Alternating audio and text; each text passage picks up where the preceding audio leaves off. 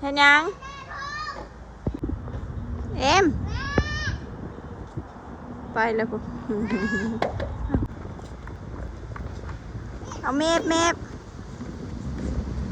แอนโดดได้ดีมานะเอาไหม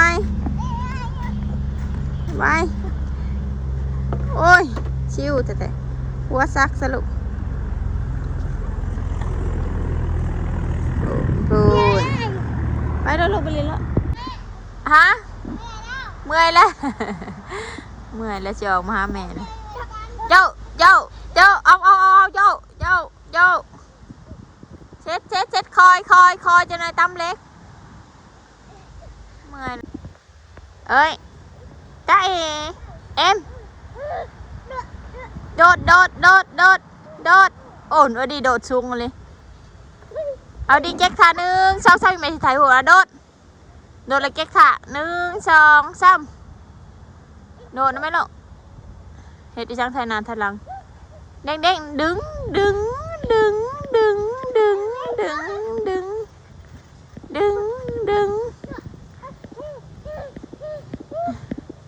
บ่เมื่อยบ่ลูกโดดบอกดูโดดอันนี้พาน้องว่าโดดแน่โอ้ยคอยลูกแดดเดี๋ยวบ่แดดบ่เมื่อยบ่